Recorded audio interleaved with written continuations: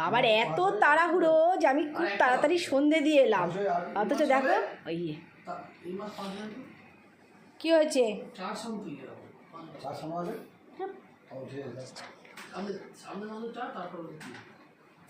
এখন তোমার দেরি হচ্ছে না? তুমি ওকে বসে বসে কিরকম টুকটুক করে আদর করছো।